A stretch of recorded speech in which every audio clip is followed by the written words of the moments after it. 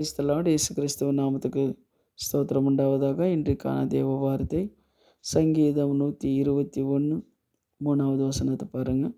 உன் காலை தள்ளாட விட்டார், உன்னை காக்கின்றவர் உறங்கார். இதோ இஸ்ராவேலினை காக்கின்றவர் உறங்குவதும் இல்லை, தூங்குறதும் இல்லை அப்படின்னு சொல்லி பார்க்குறோம். நம்ம தேவன் உறங்குறதில்லை, தூங்குறதில்லை. ஏன்னா தன் பிள்ளைங்களுக்கு ஏதாவது ஒரு ஆபத்து விபத்து வரும் அப்படின்னு சொல்லி அவர் என்ன பண்ணார்? பாதுகாக்கிற தேவன். ஒரு கோழி தன் குஞ்சுகளை எப்படி அதை பாதுகாக்குது?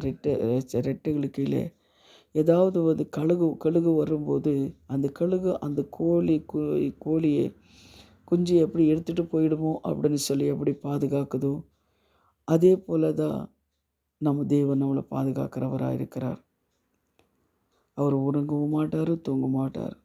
தன் பிள்ளைகளுக்கு ஏதாவது ஒரு சத்துருவின் கண்கள் அவன் மேலே படக்கூடாது, சத்துரு எந்த ஒரு கிரியைகளும் செய்யக்கூடாது அப்படின்னு சொல்லி யோபு 1:10 எப்படி வேலி போட்டார் யோபு குடும்பத்துக்கு, அதுபோல தான் உங்கள் குடும்பங்களுக்கு கூட தேவன் வேலி போட்டு பாதுகாக்கிறவராக இருக்கிறார். யோபுன்னு எப்படி ஆசீர்வதித்தாரோ அப்படியே ஆசீர்வதிக்கிற தேவனாக இருக்கிறார். இதோ இஸ்ராவேலே கர்த்தர் உறங்குவது இல்லை, தூங்குவது இல்லை. அவர் உறங்க மாட்டார், தூங்க மாட்டார். தன் பிள்ளைங்களுக்காக பிதாவிடத்தில் பரிந்து பேசி கொண்டு இருக்கிற தேவனாக இருக்கிறார். பிசாசுக்கிட்ட எதிர்த்து பேசுகிற தேவனாக இருக்கிறார் அப்படின்னு சொல்லி நம்ம பார்க்குறோம். தேவஜனமே, நம்ம தேவன் நம்ம உருவாக்கின தேவன். நம்ம உறங்குவதுக்கோ தூங்குறது இல்லை. அவர் நம்மளை எப்பொழுது பாதுகாக்கிற தேவனாக இருக்கிறார். எப்பொழுது நம்ம பராமரிக்கிற தேவனாக அவர் இருக்கிறார். அதே சங்கீதம் 127:1 பாருங்கள். கர்த்தர் வீட்டை கட்டாராகில் அதை கட்டுகின்றவர்கள் பிரயாசம் இருதான். தேவன் அவர் பாதுகாக்கிற அப்படின்னு சொன்னால் அவருக்கு விரோதமான காரியங்கள் ஏதாவது இருக்குதா? அவர் தடுத்துறவங்க யாராவது இருக்கிறாங்களா? இருக்க முடியாது. ஆனால் அவர் பாதுகாக்கிற தேவன் நம்மளை பாருங்கள். அதே போல் நீதிமொழிகள் 2:8 பாருங்கள். அவர் நியாயத்தின் நெருக்கங்களையும் தற்காத்து தம்முடைய பரிசுத்தவான்களையும் பாதைகளையும் காப்பாற்றுகிறார். பரிசுத்தவான்களை பாதைகளை அவர் காப்பாற்றுகிற தேவனாக இருக்கிறார். நம்ம வேத வசனத்தில் கூட பரிசுத்தவான்களை நம்ம பார்க்குறோம். ஆனால் இது கிதியோனை நம்ம பார்க்கும்போது கிதியோன் அவர் என்ன பண்ணுறாரு? யுத்தத்துக்கு போகும்போது கிதியோனோட இருந்தார், அவர் பாதுகாத்தார் பார்க்குறோம். தாவீது யுத்தத்துக்கு போகும்போது தாவீதோடு இருந்து அவர் பாதுகாத்தார் அப்படின்னு சொல்லி நம்ம பார்க்குறோம். இந்த மாதிரி பரிசுத்தவான்களோட தேவன் இருந்தார் அப்படின்னு சொல்லி அவர் பாதங்களை பாதுகாக்கிற தேவனாக இருக்கிறார்.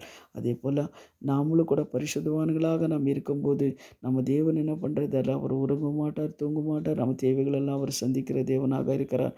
அவரும் நம்ம வாழ்க்கையில் ஒவ்வொரு நாள் நம்ம தூங்கும்போதோ போகும்போதோ வரும்போதோ நம்ம கல்லில் உள்ளாதபடி பாதுகாக்கிறவராக இருக்கிறார். இதுக்காக நாம் ஜெபிக்கலாம். எங்களை அதிகமாக நேசிக்கிற பரலோக பிதாவே, சர்வ வல்லமுடைய தேவனே, இந்த வார்த்தை நீர் கொடுத்ததுக்காக தேவனுக்கு நன்றி சுவாமி. தகப்பனே, நீர் உறங்காமல் தூங்காமல் எங்களை பாதுகாக்கிற தேவாதி தேவனுக்கு நன்றி ஆண்டவரே. தகப்பனே ஸ்தோத்திர சுவாமி. நீர் இல்லாமல் இந்த உலகத்தில் ஒரு நாள் கூட நாங்கள் வாழ முடியாத கர்த்தாவே. யார் யார் இந்த வார்த்தைகளை கேட்குறாங்களோ அவங்களுக்கு என்னென்ன தேவைகள் இருக்கிறதோ அதெல்லாம் நீ சந்திக்கிற தேவனாக இருக்கிறேன். இந்த வசனத்தை விசுவாசித்த கர்த்தாவே ஆண்டவரே, ஆமாம் தேவன் இல்லாமல் நம்ம வாழ முடியாது அப்படின்னு சொல்லி ஒரு வாஞ்சி அவங்களுக்கு கொடுங்க. தாவீதை நீர் எப்படி பாதுகாத்தீரோ சுவாமி, அதே போல் யோபு எப்படி பாதுகாத்தீரோ, அவங்களோட எப்படி இருந்தோ கிதியோன் எப்படி நீர் நடத்தினீரோ அதுபோல் தகப்பனே ஆண்டவரே ஒவ்வொருத்தரும் தேவன் நீர் கர்த்தாவை பாதுகாத்து கொள்ளுங்க ஆண்டவரே. ஏசையா ஸ்தோத்திரம். இயேசுவின் நாமத்தினாலே பிதாவே, இன்னைக்கு வெட்டிங் டே பர்த்டே இருக்கிறவங்களுக்கும் நல்ல காரியங்களை போகும்போது வரும்போது தேவா அவங்க பிரசன்னம் அவங்களோட இருக்கட்டும். இயேசுவின் நாமத்தில் ஜெபிக்கிறோம் பிதாவே. ஆமென், ஆமென், ஆமென். God bless you.